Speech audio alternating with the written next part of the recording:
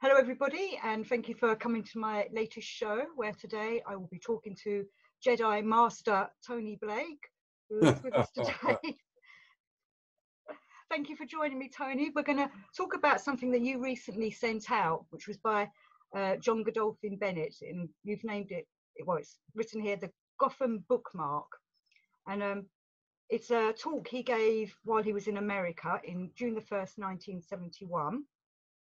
Were you there when it happened, or you just have a recording? No. You weren't there. And we thought that Tony was explaining to me that this is quite apt for these days. So I wanted to start by just reading one of the paragraphs, and then we're going to go in and discuss more.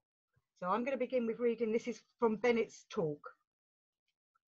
We have a time in front of us that we have to live through, and it is the next 50 years that will be critical. So you've got to remember this was written in 1971. It is wise to look at the 50 years that are coming as a whole, whether it is for ourselves, for those who will have to face the world of 2020, or those who know that their children will have to face that world. There are some things that we can predict about it with confidence, and the most important is that it is going to be very different from the world that we are living in today, 1971.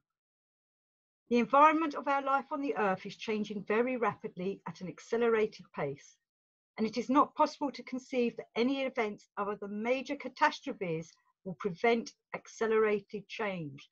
So either we will have a catastrophic change, which will leave the world having to pick up the bits and start again, or we shall have an explosive change that will leave us with a world that will be very difficult to live in. And it will be a world that will be progressively more difficult to live in because of the greater congestion, because of the more intense interaction between people.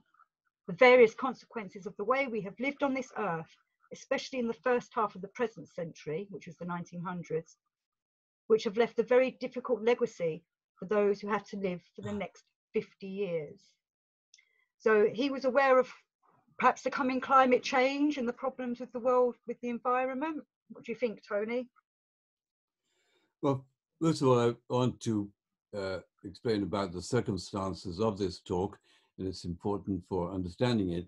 He went to America to talk to whoever he could find, but particularly young people, to launch the start of his school, the sort of esoteric school at Sherborne, which he called the International Academy for Continuous Education. And he expected to pick up 20 or so people, but in fact he picked up 100 or more, to come in. He found a tremendous response, and he was just going around to academic campuses and talking to the few people there, because at that time it was vacation time. And he had this extraordinary response, and it affected him very deeply. That's one thing I want to say, because it's, as you've read this talk, and you know that he speaks about having a place where people can prepare for this coming time of trouble. But the other thing I want to put into it, and I hope you get back to me about all of this, is that being with Bennett way back in start of 1960 or thereabouts, and interacting with him and his further experiences with extraordinary people, and I remember in particular the Shiv Puri Baba, we were always being exposed to these pronouncements of catastrophe.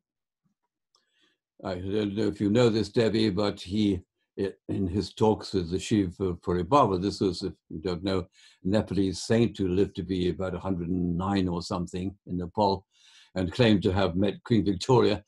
But the Shiv Puri Baba was saying at that time, and this was in the 60s, early 60s, he said, in 1971, by 1971, 2/3 of the world population would be gone. But they weren't. That was a pretty heavy prediction, and I'll say later about what he said further about that. But of course, it didn't happen. And then we knew that in India we had similar things from what was then the Sai Baba, and so it became with us young people there as a kind of joke. What's the latest prediction of catastrophe? Oh, that's quite sweet, because I suppose we all have always lived in a world where people think the end times are coming.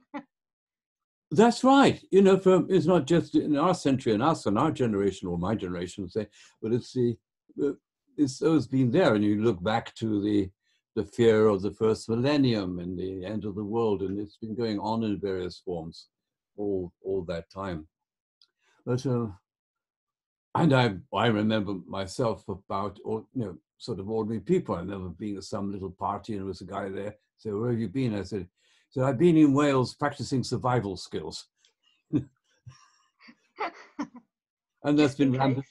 That's been rampant in America.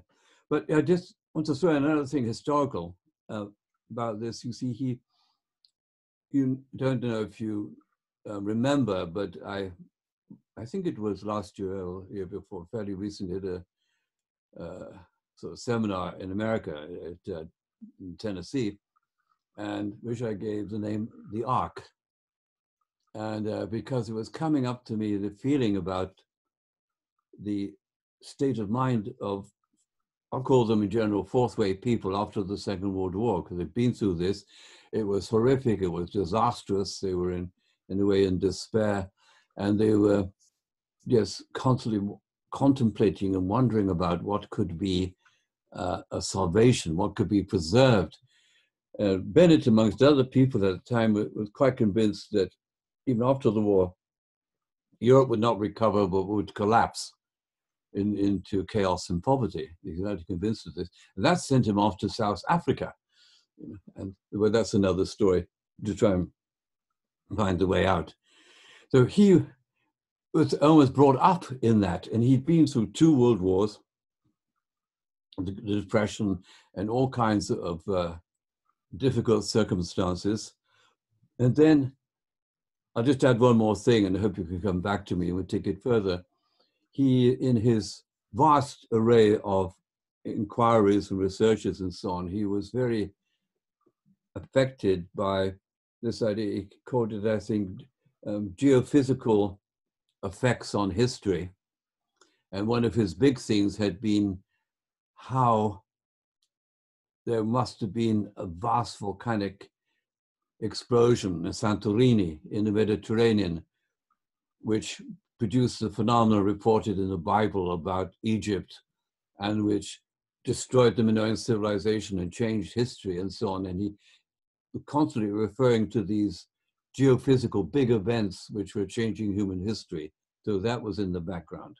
So I wanted to bring these other elements in. It's not just him at a certain time saying there's going to be trouble. You know. I can't remember if it was him that I got this from, but what you just mentioned about the volcano in Santorini, that some people say that's the reason why the Red Sea parted when it happened at the time when Moses, and that's what caused the Red Sea to part, was the sea, like a tsunami, but withdrawing, wasn't it, because of that volcano happening? Exactly right. Bennett points this out, and it was smart here. I mean, Bennett was extraordinary in understanding things for other people, and so he was years ahead of most people. There was one particular professor who had launched this theory, but most people had not, and he's not recognized usually, because people have picked it up and treated it as their ideas or some other people's ideas. But it's absolutely true, and it was a very interesting way of, I'll come back to it later, of dealing with a fundamental problem, which is that of intervention in human history by higher forces. You know, how could these higher forces work? You see, and it's a very, very interesting question. Yeah. Because it's something he was, well, I was kind of reading into this, is these higher forces, do they work because only if we make the effort to contact them, if we develop ourselves? This is now, we're getting to the major issue in this. There is, well, at least 2 sides of this I'll start with, because he himself does say in this talk, and you might, I don't know, you have it there in front of you, you might be able to pick up some particular relevant passages about developing something in the inner world of people, which would come to his school in Gloucestershire, and which would enable them to have different powers and perceptions, so to speak, which would contribute to the welfare of people in the future. You know, they would have a role in society. Now I'm going to jump in my association of the picture of it to our present situation. It's almost like saying, I hope you won't laugh at this, like saying he wanted to develop a kind of NHS of the spiritual world. You know, gifted people who are often subjecting themselves to difficulties and making sacrifices for the welfare of the people. Because he was strongly for the idea that this work is not just staring at one's navel, or getting into some kind of, I don't know, juicy state or other. He thought, no, the whole point was to have people who were able to do things which ordinarily people were not able to do or were weak in doing. But would contribute to the world, would help the world. So these, you know, they're out to help people perhaps develop their own spirituality or to guide them. But even, so to speak, help them survive. Mm-hmm. It was all of this, because he was, and perhaps I'm repeating myself here, but it's very important to realize with him, he really embraced the whole spectrum. It wasn't just a matter of it being spiritual, but also, you know, got to look after your world, your environment, and your food, and invent and did all these sorts of things as well, you know. So it's just it certainly is spiritual, but this is kind of practical spirituality, because it means, look, if this so-called fourth way work works, it should produce people who are able to do things in the real world. You know, yes. I think very, very critical issue, this, because it's quite problematic whether it has. I think, because I think that this is the kind of thing I think that why haven't we got people like that developed in this world ready, especially for what's going on now, which is part of why I'm making this series of shows with people, because I think there's going to be a lot of people having a wonder what's going on in the world, and perhaps even beginning to look at spiritual matters and their role in how they live in this world. Because as you were saying, it's not just spiritual, it is, we should be living with the world harmoniously, with nature, the planet, working together harmoniously. And sadly, as Gurdjieff says, we live in a lunatic asylum. So we need a change, but we need good people to help instigate that change, or to show how that change could work without becoming a tyranny. Now you're touching how we can deal with it here on some absolutely deep issues, including Gurdjieff's pronouncement at the end of his book, Beelzebub's Tales, that he says, even though it is a sinful, awful thing to contemplate, we need to restore the system of masters and slaves. And it makes one's hair curl, about all this. But he says it's a different formation, different principles, but leaves one with this agonizing kind of situation or implication, because you see this. And throughout that book, I mean, in a way, it's one of the many things I said ought to be done. I ought to have sat my ass down and worked hard at it myself. It's all about how to, talking about how these things can come into human life, how they can operate. And of course, his famous example was Ashiyat Shimash, and the prophet, which Bennett thinks was possibly, many meanings to it, but one was that it was an implication of Zoroaster. Ashiyat was Gurdjieff himself. Ashiyat was a prophet yet to come. But what he did, as though struck me very important about, and it relates to leadership and so on, he said, like Ashiyat Shimash never practiced any miracles, because that was a tradition, have miracles, and people go, oh my gosh, this is wonderful. Yes, we need to be blown away like by a Superman for us to follow them. Yeah, that's right. We got the entertainment business of this. We're looking forward to the next episode in Avatar and so on, kind of thing. But what can we do? And I just was so impressed by it, because Ashiyat, he starts off just talking with people. And so they can get in themselves a contact. For me, this is so inspirational, just by conversation, it seemed to be. And he says, could put them in touch with conscience, which they have themselves within them. It's not telling them things at all. You know? So that was Asha to Shemash. Then there's social things about what happened in the Atlantis, and when some of his brethren, that's Beelzebub's brethren, say one shouldn't impose taxes on people and make them do it voluntary, and the whole society falls apart. And anyway, it's obviously he was very concerned with all of that.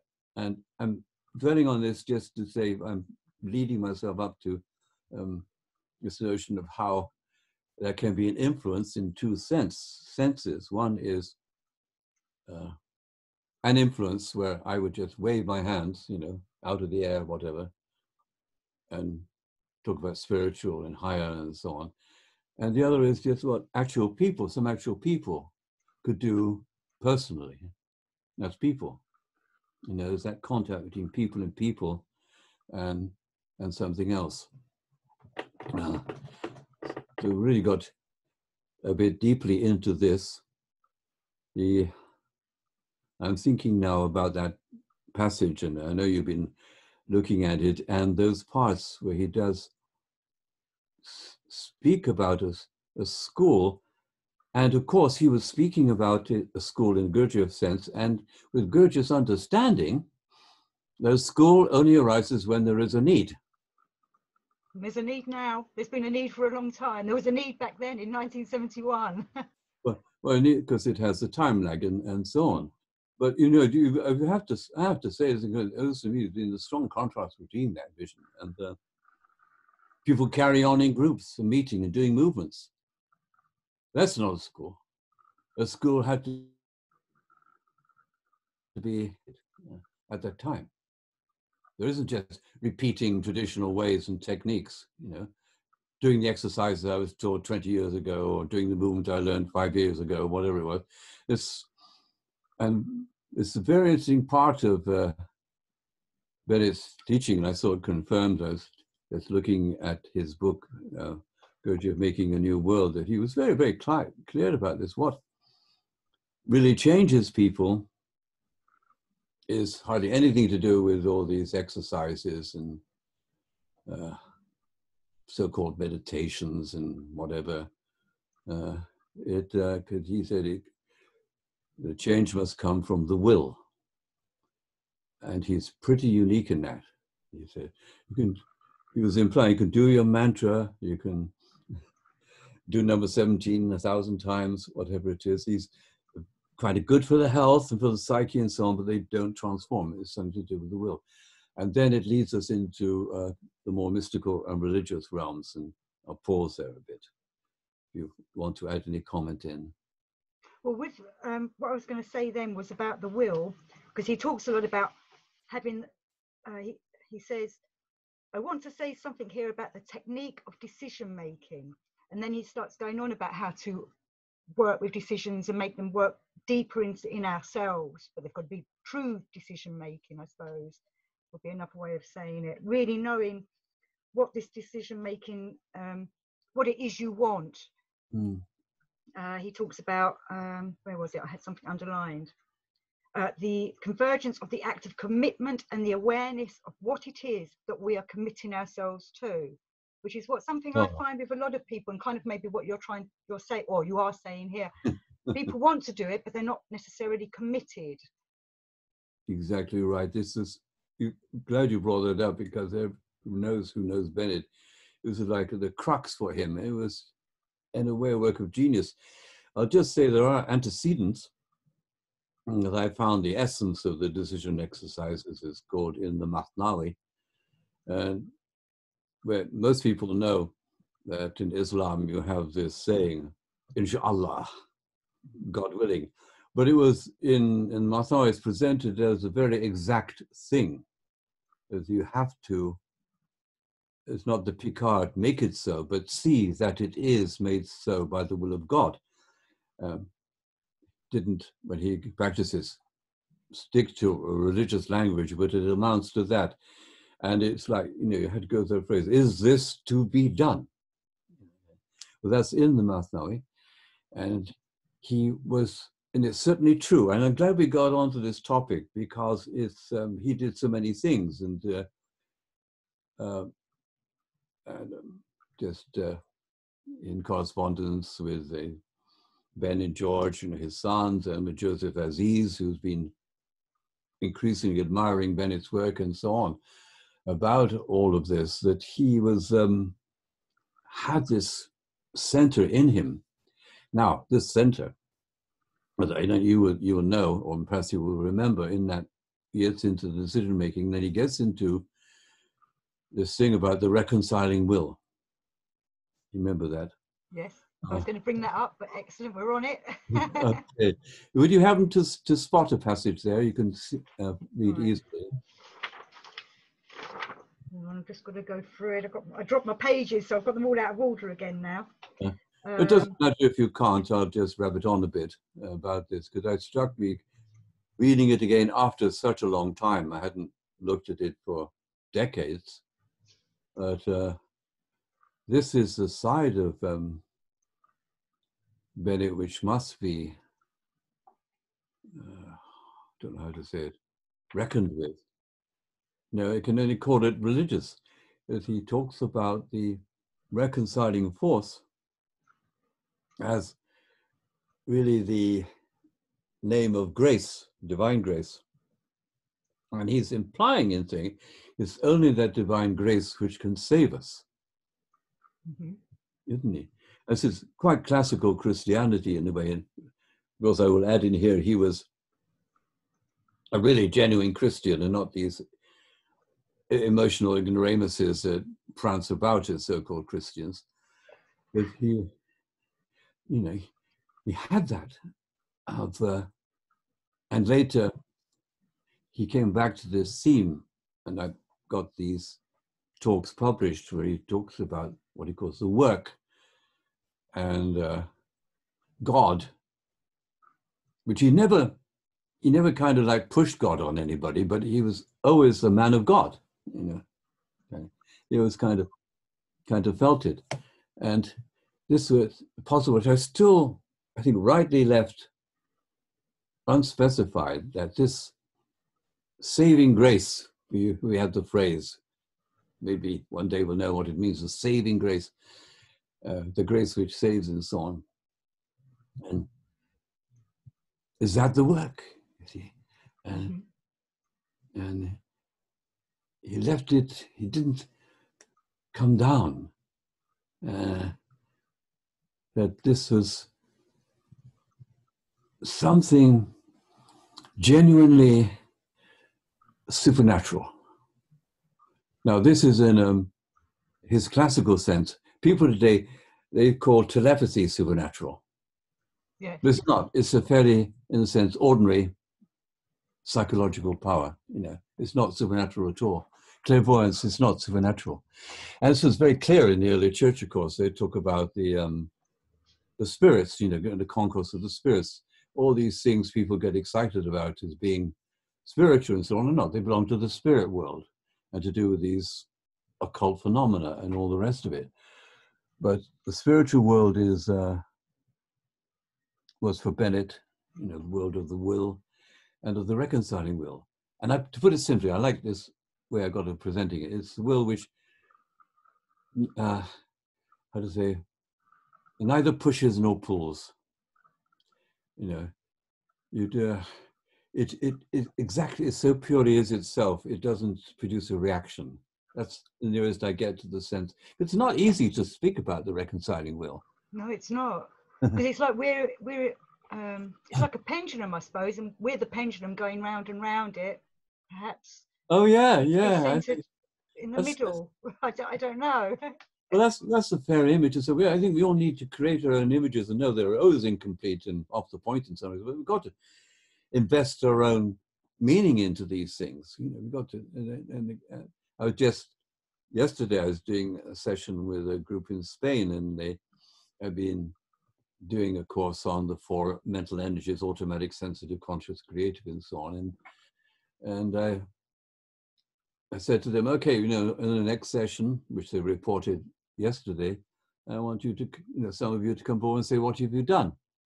And so one came up and he played a piece of music and explained, another person showed them something they'd made, you know. And so I said, this is essentially, it's not, don't get away from this idea. You've got these wonderful people who've written these books, given these lectures and so on. All we've got to do is copy what they say. Own We've it. got to do ours, what we think. We carry it on. We carry on, you know. How am I going to get it wrong, make it 6, whatever? What do you think they did? There's no right answer, but there's many right answers. Many right answers, but it's all to do with this thing, like commitment. You really got to, something with your whole heart is not just a bit of mechanism chuntering away. You know, it's really, you've invested something in it, you know, yourself. You've given something of yourself to it. That sort of thing. Well, Yeah. I found this from Bennett about grace. Actually, it was just over the page. So I'm just going to read this little bit. Right. I've also seen how under certain circumstances, quite extraordinary things can happen to people, and steps can be made that seem to be really beyond their powers. And looking at that, I have become quite convinced that there is in fact a facilitating agent, something which makes the improbable possible or even likely to happen. This facilitating agent goes by various names. It is most explicitly described as Tao in the old Chinese, but there is something that they talk of which, without it doing anything, makes everything possible. Possible. Yes. So it's, yeah, this is taught in religion as grace, as the enabling grace that enables people to do what they could not otherwise do. And it goes by various other names. Gurdjieff called it by special names that I think I will, and then he says he's going to come back to that, because he does go on to talk about all the different analogies for this through the religions. But he's saying that largely in this present century, we have become aware that there is something. And it's that something that has many names. That's right. It produces sometimes. I've just remembered, and then he says about the magnetic power. That's what I was going to come up to next. Some people have what is called a magnetic power, that in their presence, things happen that would not happen without them. Some people, no doubt, have the healing power. Right. Oh, that's extraordinary, because I'm disassociating in my line, which is scientific, but he had a scientific background, God bless him. And so he knew about this. You know, it's like, I'll give you 2 examples, one from physics, one from ecology. I was just struck by, I met a guy who was an ecologist who worked with the Biosphere 2 people in Tucson. And I remember, you know, his car broke down. I was with him. We had a long walk and we talked. And one of the things he came up with, he knew a certain region around Tucson where they had these vegetation, plants A, B, and C. And he said, it was a strange cycle. You know, plant A would flourish and plant B would diminish. And then plant B would flourish and plant A would diminish. But they'd only do this in the presence of plant C. Amazing, isn't it? And you get a similar thing in particle physics, where a certain transformation only happens in the presence of another particle, which doesn't appear to interact with them at all. And then, of course, we have that whole notion of chemistry of the catalysts and the role of enzymes. And so I said, God bless him for being a scientist, because he's aware of all of this. And often people are not aware of this because they don't have the scientific background. They're all thinking in terms of crude causality, this, that, and pushes it. And that's all they think of, you know. So there's something just being there by its being there. Yeah. Like sometimes in a conversation, you can have 2 people having a conversation in the presence of a third who doesn't say anything. Yes, because that person's the one that's absorbing it all, but also is the one that's being the observer, which makes things happen. Exactly. It's exactly right. Exactly right. And there's so many phenomena like this which he could tip on, but it's not noticed by most people. But I've said that it raises a sort of conundrum, and I'll put in here one of my stock stories. You know me long enough, like any old guy, I've got this little list of stock stories I trot out with, every time. I'm always frightened that everybody's heard it 10 times before, This was the time he was at Sherborne and I was visiting, I wanted to see him. And in those days, well, much more than these days, well, in those days, there was those kind of sense, miserable, God, I don't know, I can't do anything, I'm useless, blah, blah, blah, and all that. And so I thought, I'll be brave. This stance of mine, I'll be brave and speak to him frankly. It's a lie. I wasn't being brave at all. I was lying. But I went up to Elizabeth. I don't understand. I don't know how to work on myself. And I was all kind of into, I don't know how to work on myself. Kind of thing. And of course, he was a genius. He said, that doesn't matter. What? It doesn't matter. After all that effort. And we were supposed to be striving with this thing. He said, it's good for, and he made here the analogy with muscle tone. You do exercise to keep up a certain muscle tone. You don't want to develop big muscles. You want to keep them, in a good state. It's a different aim, in the two. And he said, he made it quite clear to me then, and I registered it just then, bang. All that stuff, the working stuff will not transform at all. It's something else. And later on, I heard him talk, he said, there are supernatural energies that work. We don't work. And it leads you to, so what am I doing? All this huffing and puffing, what do I do, And it's a subtle thing. I remember now Goethe's phrase, you must do everything you can and then say, God have mercy. Yeah. This is right on the button, you see. These guys really are very, very pragmatic. But this also revolves round to what we can do, or somebody like me, an old man who's been sort of at it for these years. And the Sherborne, when after Bennett died, we carried on the tradition. People applied to go there and we do interviews. And I often took a lot of these interviews. So my policy was to say more or less the following. Look at me, I've been doing this for 30 years. Do you really want to do this looking at me? So you're putting yourself forward as the example, but then hopefully they would think if they did the work, they don't necessarily have to become like you, but maybe they could see what you have in you, but it would develop something for them. And if they couldn't see that far, maybe they weren't for it, were they? Exactly. Because it's, some in a position to say, the person may be absolutely really be stupid, Mr. Point, but you're touching yourself, your own conscience, I decide to do this. Not dependent upon this secondhand information. So there is of that, but we still face this problem. I haven't resolved it myself. And I look around and, the people, most of the people in the fourth way are decent people. They try to do good. Mostly they turn out to be much the same as anybody else in their personal relationships. There was selfish and bitching and moaning and blaming and all that kind of stuff which we're told not to do. Anyway, more or less the same as other people. And so it's a real problem. And you say, what has this done?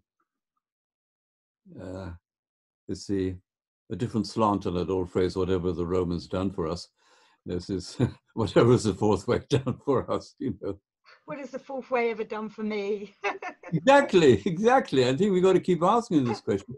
Because and then you see all these different answers, don't you? Because you went like in the Python film, they start throwing answers back at him. Well, they gave us roads. What did the Romans ever do? They gave us roads. They gave us sanitation. And it's like we have to. Sometimes you don't realise what it's done for you until you've been doing it for a while, and then you can look back. True. That's a very good part, which you're complimenting what I'm plotting to say about all of this. Because one thing I'll throw in here is disillusionment. Yes, There many is. of us suffer it. You're up for it. Well, no, I say many of us suffer from it. Yeah, we say suffer, but suffer is an interesting word, if I can sideline on that a bit. I went into it a lot, and it's one of the bees in my bonnet, and I say, you know, go into the meaning of the word suffer. And it doesn't just mean, you know, as it's taken nowadays, you know, there's a lot of degeneration in the use of the word suffer. It means being miserable and being hurt and so on. It didn't mean that, you know. I always go back to that King James Bible in Christ saying, suffer little children to come unto me. It doesn't mean get miserable. It means allow them. You know, it means to allow the suffer, you see. And this is a very important meaning about suffering. And Gurdjieff's take on suffering, he keeps changing. He's so subtle. He says, you know, you must intentionally suffer. Then you say, the main thing you've got to do is sacrifice your suffering. You know, this things like that. And you think, why doesn't he make a formula? He's a good lad. He doesn't make the formulas. You've got to suss it out. You know, what is it? And I've hit myself on the idea that something comes from maybe on this work, which is we can allow something to work in ourselves. You see, and this is to allow it. We have to accept it into ourselves. And in some of his methods and talks, Bennett talked about this acceptance as almost like the prime mystical virtue. In his 7 ways of work, the 7-fold work, the 7th, you know, in his scheme, whatever it is given the name acceptance. And the connotation of it is very strange. It means to accept that everything that happens to you is precisely what you need. He put this as the highest form of mysticism. He sort of brushes away, you know, higher consciousness and blah, blah, blah, and all of that, and being taught, and, you know, this. And suddenly, I just confessed to myself, how can I make it? Just for a few moments, I can get the taste of this, you know, and it then leads me to something which is very critical in terms of disillusionment, you see. First of all, disillusionment was Gurdjieff's aim in Beelzebub. This was to disillusion people. And it does all sorts of things, maybe a bit of that. Sometimes, like with me, sometimes it just drives me crazy. But his aim was disillusion. What's he doing? I say to me, look, the Gurdjieff work hasn't got a hope. He's going around to people say, you're not conscious. You're not even here. You can't do anything. You live in imagination. And really, at the end of the day, you don't exist at all. And what you call consciousness is just a soap opera. Well, forget it. And most people will get very cross with you. Yes, we don't like being told that, you know, we're not right. We believe that we are doing the right thing and we are awake. And that, yes. That's right. We're actually here. Rubbish. People believe they are conscious and have will and are responsible and whatever. All these are coherent and all this. And everybody's coming across things in all possible avenues. You say one thing, do another, you feel one thing, you think another, you move one way and your mind's going another, and you're lying all the time. It should be so patently obvious. And this is what the politicians are full of, and because they just represent us. I say it's all of that. But it's so hard. But to begin to accept this, and I go back to the basis about self-observation. He said the main purpose of self-observation was to see what we people are like. It wasn't to pick on some fault you had or something and dwell on it or seek to improve it. I mean, you just got to get the idea of what the situation is. And that was what it's about. And that's why sometimes I think he said, you know, people like the Orage people, you got it all wrong. You completely screwed up in this. You've taken it the wrong way. So disillusionment, but to accept the one, I mean, Bennett, God bless him, did this simple thing. He pointed out, he said, the greatest thing is to accept that you're just the same as anybody else. And you think, yeah, of course, no, that's fine. But really? Really? I suppose that means he's saying, be aware of it. Be aware that you're just like everybody else. And then, because everybody else isn't aware that they're well, then you've got to be careful. That it's making oneself special. yes. You see, it's, you know, not the right, the wrong. It's just it's all very hazardous, you know. Because then what I've just said is more or less saying, oh, I'm better than you, or better than them, which I don't want Yeah, to be. yeah. And you That's know that ego. I've seen it myself. There's a classic image from Uspensky of being in Moscow in the street and he's saying, seeing sleeping people. Now that's a point of temptation. Where'd you go from there? Oh, they are machines. I am not a machine. Then you're damned. Mm-hmm. So what can we do? You say, well, look, this is, let it be this or let it be that. But no, it's not either this or that. It's like, you see, just the same as other people. But there's some kind of added responsibility. It's like, for example, there's another nice talk he gave about all of this, not to blame people. Like, they're easy, some idiot like Trump, is just a vile piece of excrement, whatever it is. He's just like anybody else, really, in terms of mechanicality. That's a good person, that's a bad person, and all of this, and not seeing the situation. And that was part meaning of the terror of the situation. So does it matter that some people, a few people, are just realizing that and it seems crazy to say this, we can't help it. It's a natural thing to do while we're asleep.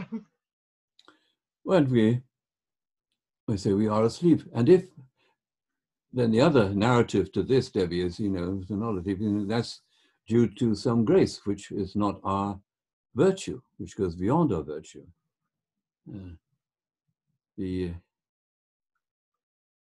There's this, I don't know if I can dig it up because you're not looking at my screen. I just pause a minute. I want to just look at if I can find something. Go for it. A certain quote here.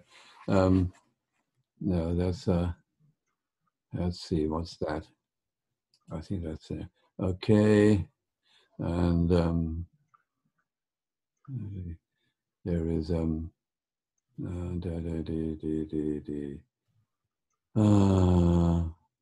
I can't find it. So we'll leave it. Well, one thing I wanted to bring up from what Bennett was saying, kind of carrying on in a way of what we were talking about, is there are people, hopefully, if they did start waking up, because Gurdjieff talks about man number 1, number 2, number 3, number 4, up to number 7. But Bennett says here, there are people, for example, teachers who have an extraordinary capacity for enabling people to learn what they could not otherwise learn. But to do that, they need to develop themselves, don't they? Create their magnetic center. And then that way, hopefully, they could then help teach other people how to become more harmonious in their way of living. I trying to think I'm trying to remember a name I have. Oh yeah, Kyodave. He was a French priest. About this, because Debbie, I want to raise something very curious here about it's all to do with such things as the unconscious saints and so on. It's like there are narratives, stories about people who carry a blessing in them, and in a way they're almost unconscious of it. It's not because, not saying they develop themselves to do this, they just like that. People feel differently around them. And my example was cited by this incredible modern saint, I call it, Simon Weil, and he wrote about the Curé d'Ars, I think was his name. He was in a French village and he wanted to become a priest, and to become a priest and be ordained, he had to learn Latin, but he couldn't learn Latin. He tried for 16 years to learn Latin. He couldn't work it to pass the exams. But the story, as she unfolds, it said he used to, somehow was still able to hold confessionals without being fully ordained or whatever it was. And he said everybody was changed by going to a confessional because the Abbé d'Ars could listen in a way.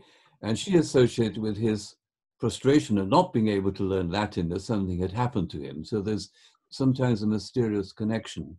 Well, it's the human world putting on their restrictions and their rules to say you can do this. I had this problem myself in real life. It's probably not, I'm not a confessional, but always wanted to teach religious studies. And to do that, I have to get a maths O level. I've got my English O levels, got both of them, got my religious studies O level. Can I get that maths O level? I failed it 4 or 5 times. But I know I would be a good religious studies teacher because I like the subject. But they won't let me do it because I don't have my maths O level. Oh, that's a Whatever lovely, it's called today. lovely corresponding study.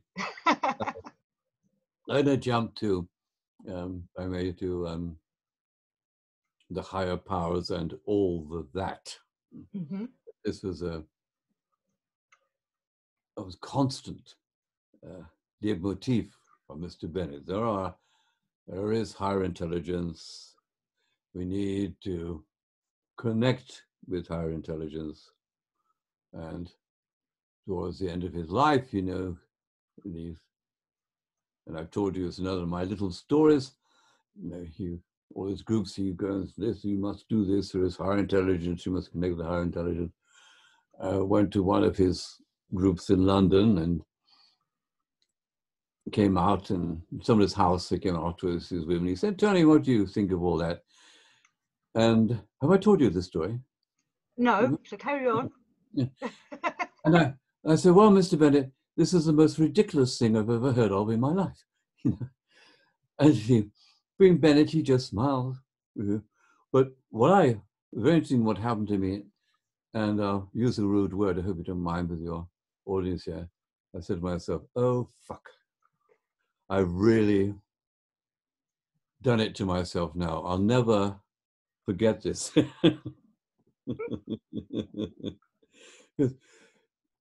You know, in a way, it's the old thing, to put in extreme form, it's the blasphemer who's nearer to God than the pious man. Because he really cares about God enough to swear at him. Yeah, the passion's in there, yes. Passion. You've got to have this about this. And I've been thinking about this, and here was the part which I want to impose on you, and is relevant to the present situation, which is starts with this feeling that, yeah, you know, whatever ideas, good ideas, calm teachings, whatever it is, by and large, practically, they don't really work unless there is some element of force in them or pain in them. Mm-hmm. Because, you know, you and I know it, and we know it in ourselves. A lot of our friends are all full of lovely ideas, good ideas, you know. In a way, actually, it's sickening. It's kind of, because it's all the time we risk, we don't see the difference between the ideas and having ideas and the doing, because it's connected with the will and so on. So, and I thought, like, suddenly woke up, we had Bennett talking about this catastrophes and what might happen and all this change, and then they suddenly looked around the situation, what has happened? Previously, sensitive and knowing people have been aware there's things like the capitalist system, overpopulation, air travel, consumption, all kinds of things. Actually, we sat around going tut, tut, tut, you know, and all this kind of thing, and you ought to do this, and you ought to do that. But suddenly in this, what did he discover? Air travels have disappeared like that. And not much is in the air at the moment, apart from police helicopters around my way. it's extraordinary, we would not have expected it. And also, most importantly, that the sense of people being in the same boat is very, very strong. And again, I must complain about Trump, of course, as well, but, you know, the idiots like that, you know, who are still xenophobic and want to make capital out of the situation for their own vanity. there's this sense of being in the same boat. It's really extraordinary, a kind of global awareness. And as an amusing side story, I read the story in a paper about a month ago about I think ISIS or some terrorist organization like that, telling their terrorists not to go to Europe in case they caught the virus. It was craziness. But look at the spirit of people, the sense of equality, of being in the same boat, which is a needed thing, because large swathes of the population really do not sense and feel that they're part of the being of the earth and of all life. So there. I'm kind of concerned that what's going to happen next, if this carries on for too long, is that that sense of community will go as people start getting feeling that they're imprisoned, you know, probably tired of each other's company and things like that. And that's why I've been trying to do kind of shows.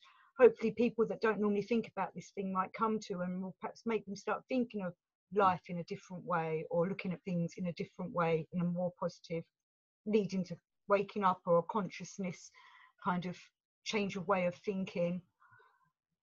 Because I do feel that it could go either way for people, couldn't it? They could either use this for spiritual development or any kind of development in a positive way, or they could go the other way and have mental health problems from it all. You're quite right to raise this. This is far to the reality. And it's very strange when we speak about this. An example comes to my mind about the foot and mouth disease. And those remember Sakina, you know, I have my friends in Yorkshire, and they have a lot of sheep there, and foot and mouth came, and you have the culling of the herds and so on. And what I was most concerned about in all of this was I knew sort of there were meadows and fields around there, and seeing the flowers come back. And those flowers, it became beautiful. But when that particular existential crisis was over, what happened? The farmers regained their subsidies, which they had relied on, and brought the sheep back, you know. And this came back into my mind recently, and things about Wuhan, you know. I think that's the name of the city, isn't it? Yes, Wuhan. There's a picture in the paper about the traffic jams on the roads in Wuhan. They've gone back to as it was within a day.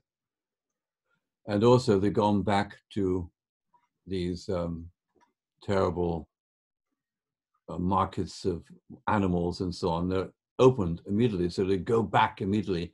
And you can see a lot of people also go back extremely to the old ways. So that's a very sad and terrifying thing.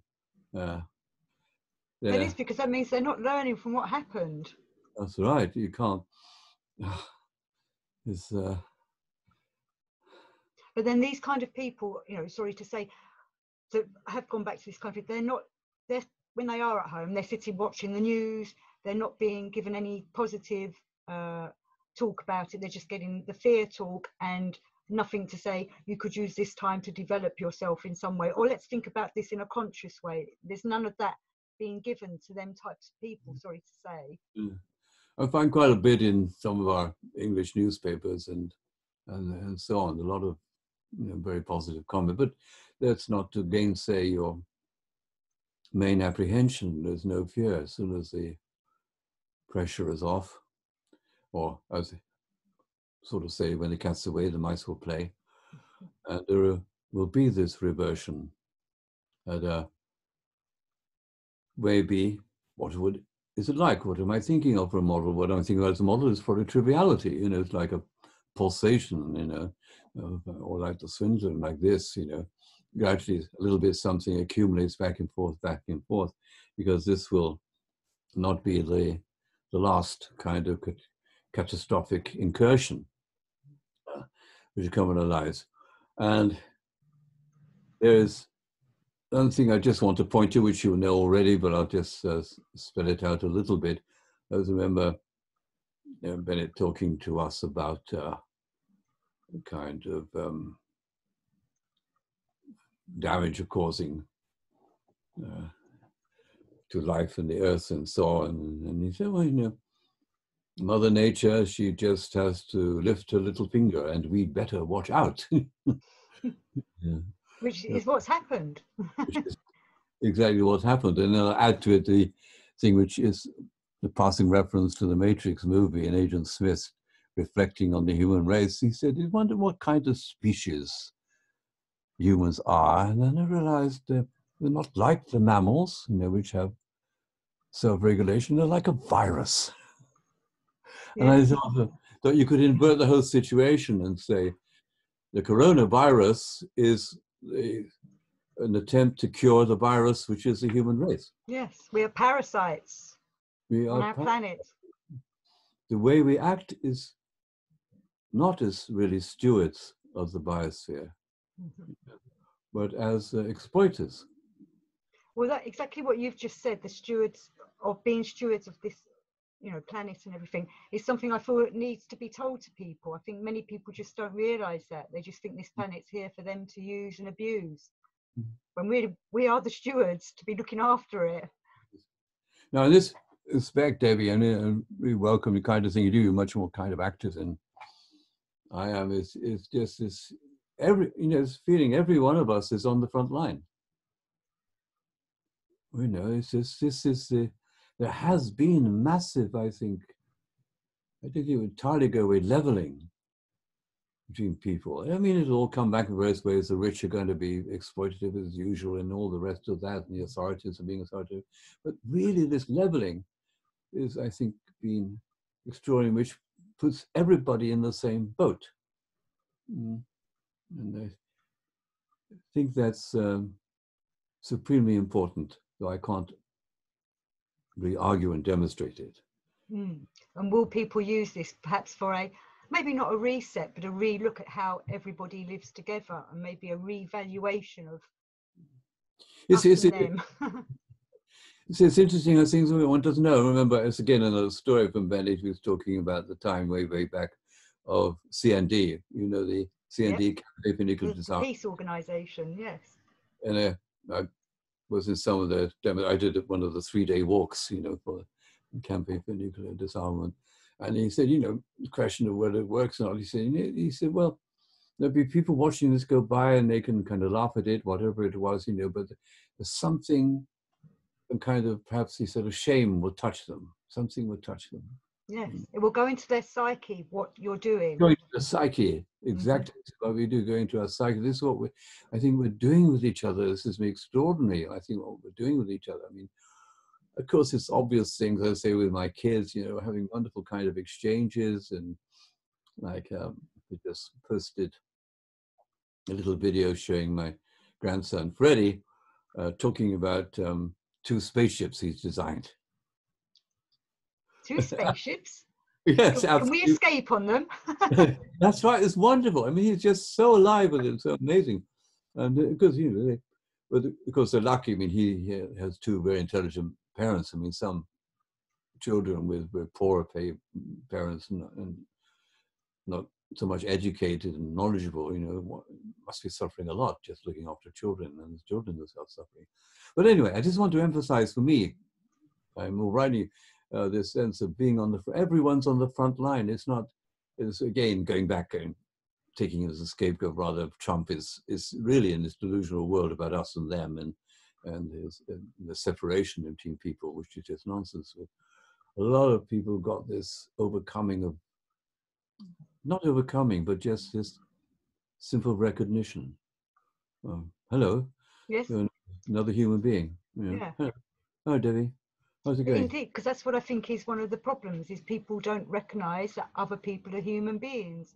And it's kind of like what Gurdjieff was saying, if we all understood that we're all going to die, that person that you're talking to is going to die at some point, it makes us look at people differently. We have more concern for them, because we aren't going to live forever. We should be making use of that time with them, and use of that time on this planet. That's what I say for that. You got the, I call it here in a kind of pejorative term, sort of pontification. But Beelzebub at the end of Beelzebub's tales, everything. And they turned around and said, here we are. We don't know who's got the virus, who doesn't have the virus. somebody may die. We just don't know. There is an awakening. I suddenly thought, this is incredible. You see, because when it's, you see, you get this, that's been transmitted as best it can through esoteric groups and weird publications and secret lectures and all that kind of thing, but there's some other process in which it's actually happening, not because anybody has told anybody else. Well, and don't you see? And Yes. Isn't it reasonable? Yes, it is. So it's going into the consciousness, it's going into the subconsciousness. Subconsciousness, I think, then that's another vast area of the work of Gurdjieff, which is so mysterious. I mean, I go back in time and time again, he said it really only works in the subconsciousness. Your ordinary consciousness is not on the game. It's not in running, it's this other thing. And you keep thinking, how? And it's organic, and part of it is organic. I was, hoping, it's been counted now, doing the seminar on the Higher Moving Center, because I was reaching towards this way of the physical reality in which we live as being the critical thing for our awakening our intelligence. And even though it seems we live in an artificial world with TV and shops and stuff and aeroplanes, but there's still that physical reality. And there's been a resurgence of people of drawing attention to that concrete physical intelligence and that kind of thing. And so this is important. And I'm going to just throw in, how much time have we got? I think we've got about another 10 minutes and then we should wrap it up, really, because we've done over an hour. Okay, me, but no, I just thought I did because I just love to throw things. Bennett's got this idea of higher intelligence and how it works. And then you go on to the step, say, well, where is this higher intelligence? What's it doing? The old picture was they're in the Himalayas, or in, what's that thing? Shambhala, the hidden cities, and all these projections from the Theosophists and so on. I mean, we explored all the world, there aren't any such things. And so then Mr. Bennett says, well, they're in a kind of the future. You think, well, that's fine. But where's it going to touch on our lives? How is it going to get to us? And incidentally, there's no, I'll leave that out. There's about an old late friend of mine who was told by Bennett to go away and understand higher intelligence and tell people about it. This was the sense that I think, how did it, because it can only touch us where things touch us. So I began to think, well, all this stuff about viruses or microorganisms, which are not quite the same, has only been around for at most 200 years. And before, all that realm has been a totally invisible realm. And I want to make the identification and say, look, this action is coming out of the invisible world, but it's a semi-invisible world, but it's in this very primitive, we call it biological things. It's not some kind of thing up in the sky, you see, because you've got to look at this. How does something get to where the situation is, on the spot, to where the trouble is, you see, and here it is. And it was like, well, let's treat even though it's a fantasy in a way, the viruses and so on, as a kind of higher intelligence. My book, I wrote about this in Understanding Higher Intelligence. I said, you needn't suppose that it is benevolent in any ordinary sense towards us, because they're concerned with this reality, of creating, saving the planet, creating something, better, whatever it is, or realizing God or something like that. So it could be there, and in this most unexpected form, which comes because why? Because it's not a person, because every person's got to wear a hat, and he comes from a certain country, has a certain religion, has a certain ideology, speaks in a certain way, and all that kind of. But this is something which is objective, which is there, and Because, praise God, I don't get it or anything like this, but it's amazing.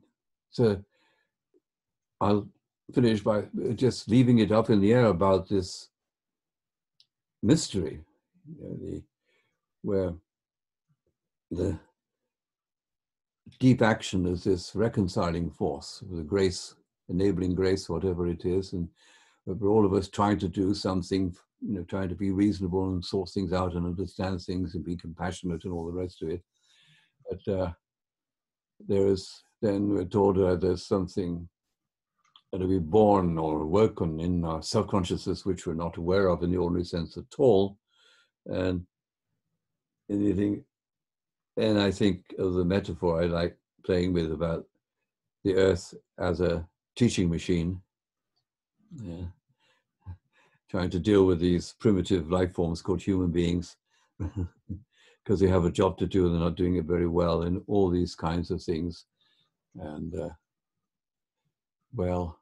so I really just want to say, I'm chatting like this and all these long words and ideas and so on, I don't understand what's going on, but it's just this feeling of being on the front line, front of something, of really knowing, even though I don't act like it, I know better than anybody else. But absolutely valuing this incredible life is something important. And so I'll go down, and I think there's a Bennett also emphasizing very important, which is coming under obligation. Put yourself under an obligation. And I think it's the real meaning of all that phrase, conscious labor, intentional suffering. Put yourself under obligation, so you must do a duty. So one of my duties now still remains to try and convey what Bennett's genius and vision was about. So I carry on with that. So that moves me back to perhaps my final comment when I spoke about the Shiv for Baba pronouncing the annihilation of 2/3 of the world population. And Bennett went to see him, and people gave us questions, and one of my friends there said, "What do we do? What do we do about this?" And Shiv Baba said, "Do your duty." And only we know what our duties are. Well, do the right thing. Do the right thing, but now forced me to add my other mechanical way, my favorite philosophers is Dolly Parton, and she says, "Find out who you are and do it on purpose." Good old Dolly. I love Dolly. Oh, don't you love Dolly? I mean, so yes. That was worth all the kind of highfalutin spiritual talk I've heard over the years, Anyway, bless you, Debbie, for this opportunity. No, thank you very much, Tony. This was great, and I hope we can do some more during our isolation periods. I just wanted to ask you, is this talk by Bennett on your website? Is it online anywhere for people to look it up? No. Maybe I'll have to record it as an audio or something for people. Well, I don't know because somebody sent it to me and reminded me of it, and so I can try and look it up and tell you. Otherwise, you do it yourself. Well, for anybody that's listening that would want to look it up, if I haven't recorded it, it's the Gotham Book Mart by J G Bennett. Well, the talk was at the Gotham Book Mart. It's J G Bennett, June the 1st, 1971. And that's all I have as a title for it. But it is a fantastic talk, which I think is very apt for today. Yes. In these interesting times that we live in. And because then he gave that talk in July, and in October he had 100 people to look after. Yes. Well, thank you, Tony. And if anyone wanted to contact you or look at any of your books, it's duversity.org. Is that right for your website? Yeah, that'll do. duversity.org. You're brilliant, as always. So are you. Thank you very much. And people, don't forget to look up Debbie on YouTube for her wonderful puppet shows. I've been doing a lot of them during self-isolation. My devil puppet has got very bored. Well, thanks again, Tony. We'll do more of this soon. God bless. Be well. Keep safe.